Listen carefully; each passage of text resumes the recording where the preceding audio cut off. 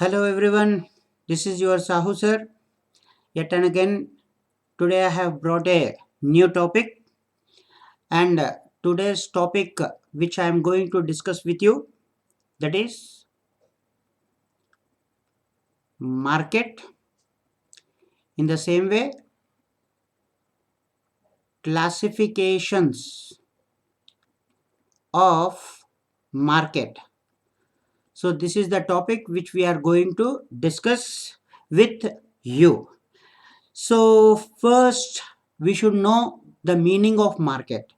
Let us see what is the meaning of market, right? So here what is market? So the market is a place where buyer and seller meet directly or indirectly, directly or indirectly, by which purchasing and selling of goods and services, selling of goods and services at a price is called as market. So first we have to discuss the meaning of market. What is market? I have written here, buyer and seller meet together either directly or indirectly. So here the market may be the direct or indirect. Offline markets, we used to call it as a direct market, where seller as well as the buyer meet at a place. But there are some markets which we used to see where buyer and seller are meeting indirectly. For example, Flipkart, Amazon, Myntra, this type of companies, they used to go through with the online. This online market which we used to see, that is what we used to call it as indirectly buyer and seller are meeting. In the same way, what they were doing in the market, buying and selling, purchasing and selling of goods as well as the services. All right. In the same way, we used to purchase the tickets through online. Also, we used to purchase through offline. Also, we used to purchase the tickets. So here there is a goods as well as the service. Both are involved, and they used to sell at a price. Definitely they used to have the presence of price in the market. This is first the meaning which we should know it. Market is a place where buyer and seller meet either directly or indirectly, by which purchase and selling of goods and service is being carried over at a price, that we used to call it as a market. So first we have to know this meaning. Now, let us discuss classification of market. The market is being classified on the basis of three categories. Let us see one by one. First, we will take out this heading.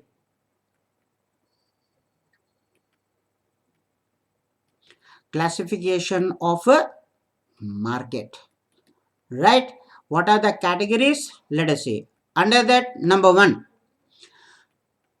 time based market.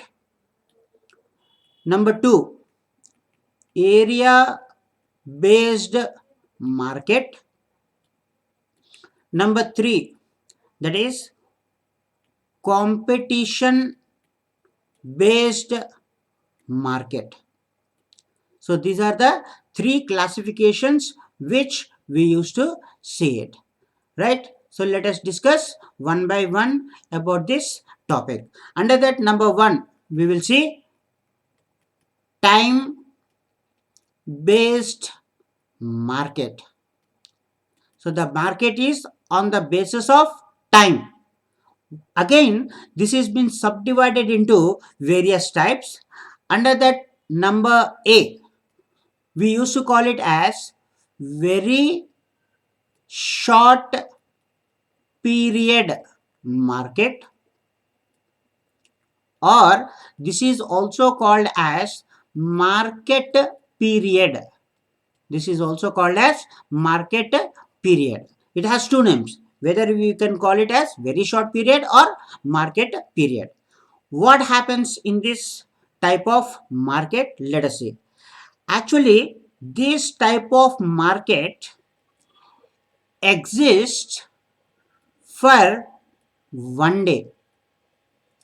Especially these markets are completely based upon perishable goods, and mostly we used to see in the local market. In the local market we used to see this kind of a market. And here what happens, the supply of good as well as production of goods, supply as well as the production of goods, which is remains as a constant.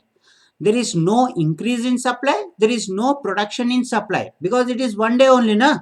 So basically they cannot increase the production in one day, they cannot increase the supply in one day. That's why the production of goods as well as the supply of goods which remains as a constant here, because here inputs are there, na. These inputs also remains constant, right? What are those? Here fixed capital as well as variable capital both remains as a constant in this very short period or market period, right? In the time based market, now we are going to see next point B, that is called as short period. Short period. So what happens in this short period? Let us see. In this short period, actually this type of market we used to see approximately up to 1 year. Up to 1 year approximately we used to see, right? So here a very little bit of supply and production can be increased, little bit of supply as well as the production can be increased, and they can make the supply somewhat according to the demand, they can make the supply, because here the input such as variable capital can be changed, but fixed capital remains constant. Fixed capital remains constant. Basically, one best example. The example is almost you have studied in the previous, the law of variable proportions. In my past videos, you can check out this kind of a topic, law of variable proportions, because law of variable proportions is for short period. And in the short period, they can increase the supply, they can increase the production by making the changes in the variable capital, where fixed capital remains as a constant. In the same way, the next one, which is called as long period. So what happens in the long period? Let us see. Most probably these kind of markets are above 1 year. Above 1 year. So here completely production and supply both can be changed. Both can be changed. Why? Because here inputs can be changed. That is fixed capital and variable capital both can be changed here. fixed capital as well as the variable capital, both can be changed. For this, we can see the best example, that is law of returns to scale. This is the best example which we used to see under the long period type of market. Okay, now this is number one, that is time based market. Let us go through with the next one, that is called as number two, area based market. So what is this area based market? Again, it has been subdivided into various parts. Let us see here. Under that, number one, the point A, we used to call it as local market. So approximately whatever the produced goods are there, the produced goods are sold at the same place. The produced goods is sold at a same place. Wherever the production is done, at the same place only they used to sell the goods. Especially in our local areas, especially the vegetable market, fish market, most probably these kind of markets we used to sell in my local area. Okay, all perishable goods which we used to see under the local market. Okay, vegetable and next milk, these are all which we used to see in the local market itself, because the goods is being sold at the local area, right? Next, in the same way, point B, which is called as national market.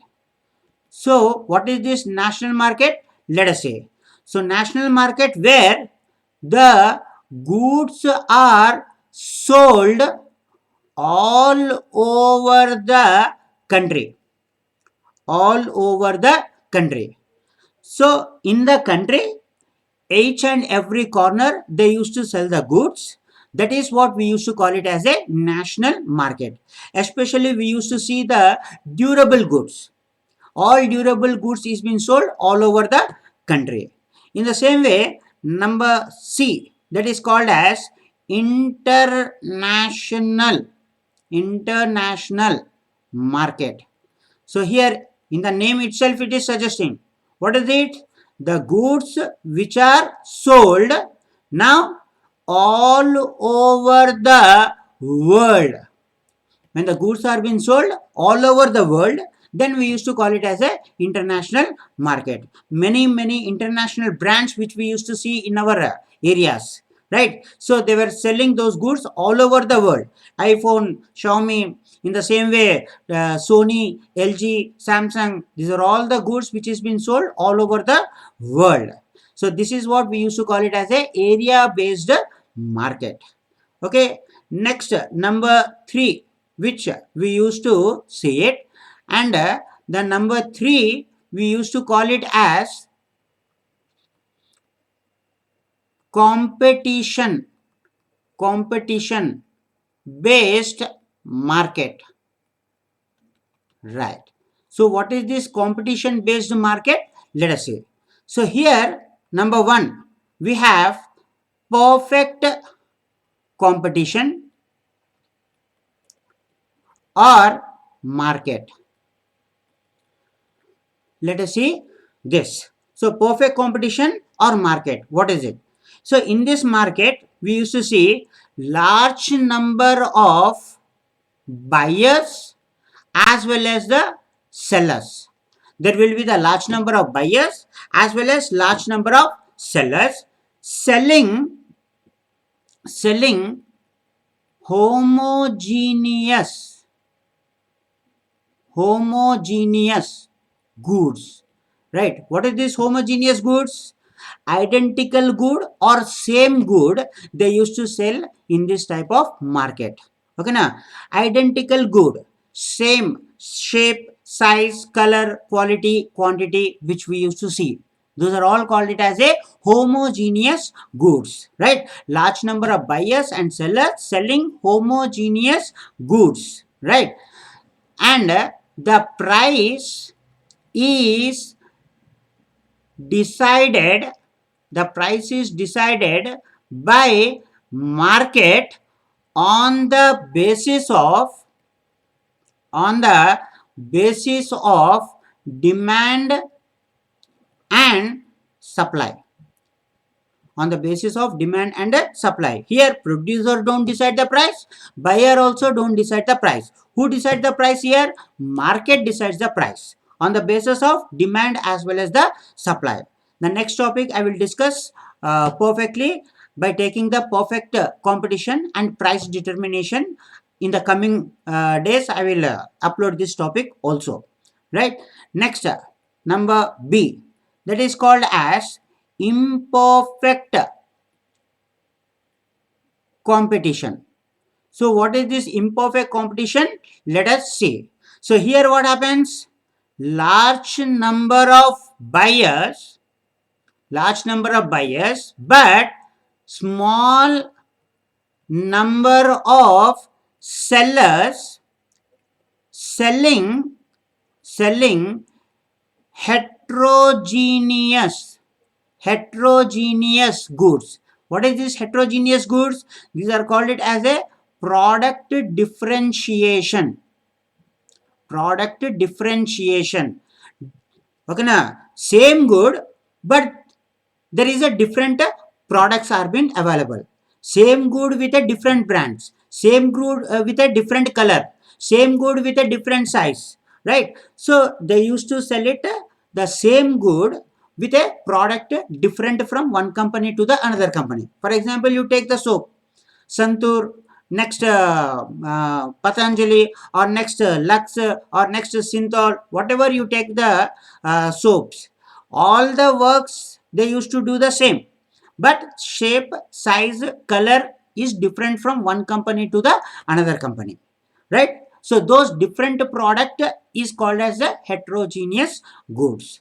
So here the price, okay na, the price is decided by producer or seller. Here the price is decided by the producer and the seller, but not the market, but not the buyer. Who will decide the price? Producer or seller will decide the price, right? So these are the three categories which we used to see under the classification of market. Okay, now this is also very important topic. Compulsory go through it perfectly. Okay, everyone, take care, bye, and don't forget to subscribe my channel. Thank you so much.